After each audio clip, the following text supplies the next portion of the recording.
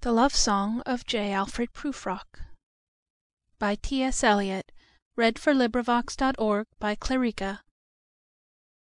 S'io credesse che mia riposta fosse a persona che mai tornasse al mondo, ma perch'io che gia mai di questo fondo non torno vivo alcun, s'io do il vero, senza tema di infamia ti rispondo.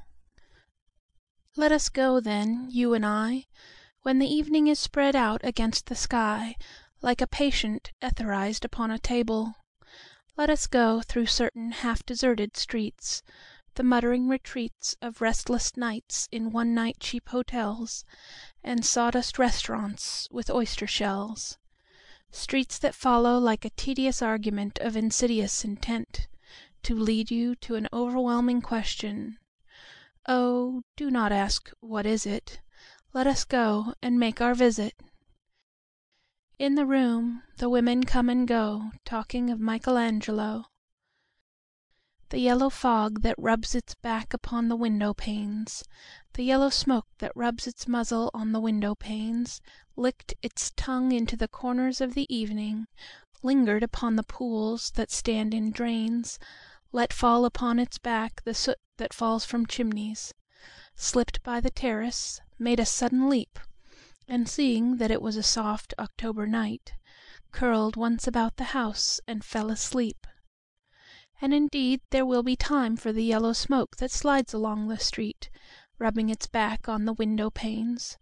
There will be time to prepare a face to meet the faces that you meet. There will be time to murder and create, and time for all the works and days of hands that lift and drop a question on your plate. Time for you and time for me, and time yet for 100 indecisions, and for 100 visions and revisions before the taking of a toast and tea. In the room the women come and go, talking of Michelangelo. And indeed there will be time to wonder. Do I dare? And do I dare? Time to turn back and descend the stair, with a bald spot in the middle of my hair. They will say, how his hair is growing thin! My morning coat, my collar mounting firmly to the chin, my necktie rich and modest, but asserted by a simple pin. They will say, but how his arms and legs are thin! Do I dare disturb the universe? In a minute there is time for decisions and revisions which a minute will reverse.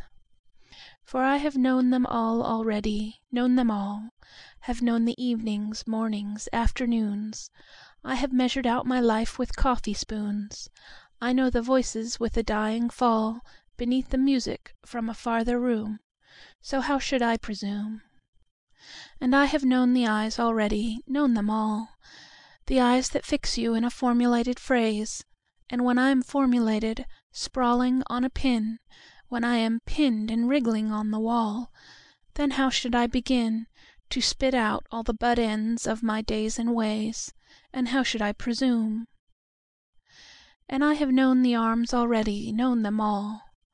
Arms that are braceleted and white and bare, but in the lamplight downed with light brown hair. Is it perfume from a dress that makes me so digress? Arms that lie along a table or wrap about a shawl. And should I then presume, and how should I begin? Shall I say, I have gone at dusk through narrow streets, and watched the smoke that rises from the pipes of lonely men in shirt sleeves, leaning out of windows? I should have been a pair of ragged claws, scuttling across the floors of silent seas. And the afternoon, the evening, sleeps so peacefully, smoothed by long fingers, asleep, tired, or it malingers, stretched on the floor, here beside you and me. Should I, after tea and cakes and ices, have the strength to force the moment to its crisis? But though I have wept and fasted, wept and prayed, though I have seen my head, grown slightly bald, brought in upon a platter, I am no prophet, and here's no great matter. I have seen the moment of my greatness flicker, And I have seen the eternal footman hold my coat and snicker, And in short, I was afraid. And would it have been worth it, after all, After the cups, the marmalade, the tea, Among the porcelain, among some talk of you and me, Would it have been worth while To have bitten off the matter with a smile, To have squeezed the universe into a ball, To roll it toward some overwhelming question, To say, "I am Lazarus come from the dead, Come back to tell you all, I shall tell you all," If one, settling a pillow by her head, Should say, "That is not what I meant at all, That is not it at all." And would it have been worth it, after all?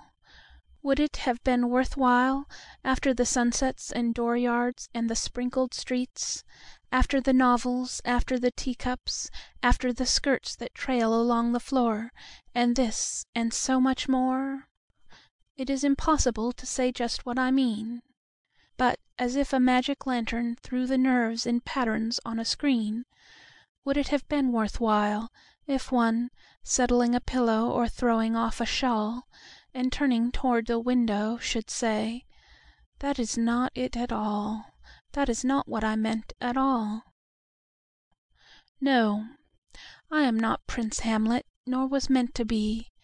Am an attendant lord, one that will do To swell a progress, start a scene or two, Advise the prince, no doubt an easy tool, Deferential, glad to be of use, Politic, cautious and meticulous, Full of high sentence, but a bit obtuse, At times, indeed, almost ridiculous, Almost, at times, the fool. I grow old, I grow old. I shall wear the bottoms of my trousers rolled. Shall I part my hair behind? Do I dare to eat a peach? I shall wear white flannel trousers, And walk upon the beach. I have heard the mermaids singing, each to each. I do not think that they will sing to me. I have seen them riding seaward on the waves, Combing the white hair of the waves blown back When the wind blows the water white and black. We have lingered in the chambers of the sea, By sea girls, wreathed with seaweed red and brown, Till human voices wake us, and we drown. End of poem. This recording is in the public domain.